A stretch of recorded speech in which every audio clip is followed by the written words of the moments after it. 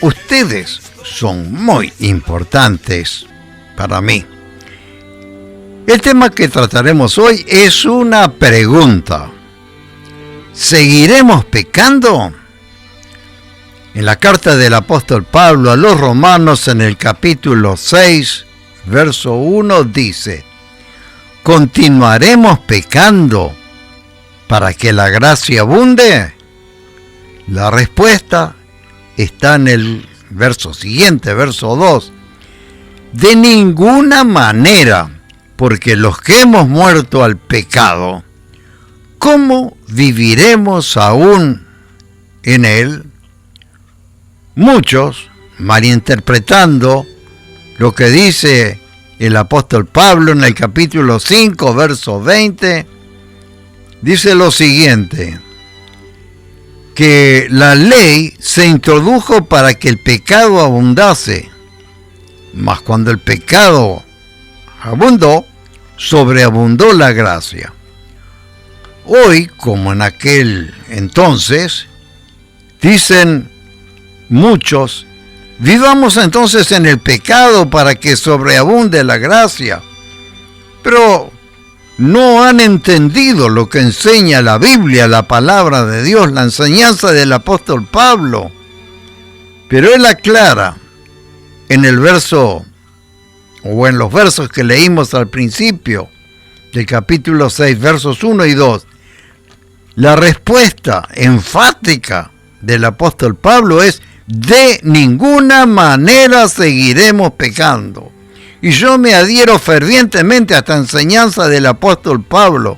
La salvación, como siempre lo explico, es por pura gracia, pero no debemos hacer mal uso de la gracia. A su vez me declaro enfáticamente en contra de todo tipo de pecado en la vida de un hijo de Dios. Podría poner este subtítulo al mensaje que estamos trayendo hoy: debemos ser mejores cada día, y podemos, por medio de Cristo Jesús, ser mejores. Yo le pido al Espíritu Santo que los guíe a ustedes a ser libres de la contención que infecta este mundo, que está sometido a desacuerdos enardecidos, aún la crítica y la calumnia que corrompe, aún está infectando a las iglesias, y que son, dicho sea de paso, muy habituales. Realmente me preocupa que tantas personas les parezca que es aceptable condenar a otros que no esté de acuerdo con ellas, dañando así la reputación de sus propios hermanos con comentarios ásperos. La ira nunca persuade, tampoco edifica a nadie. La discusión nunca conduce a soluciones inspiradas por Dios. Incluso hay hermanos que con arrebatos de ira, gritando, controlan a los demás, aún a los de su propia familia muchas veces. Como discípulos de Cristo debemos de ser ejemplos, debemos de comportarnos de una forma digna con los demás. Una de las maneras que podemos reconocer a un verdadero discípulo de Jesús es cómo trata a los demás. Jesús nos enseñó que debemos amar aún a nuestros enemigos, bendiciéndolos, a todos aquellos que nos maldicen, haciendo el bien a los que nos aborrecen, orando por ellos. Esta, reitero, es una enseñanza de nuestro Salvador Jesucristo.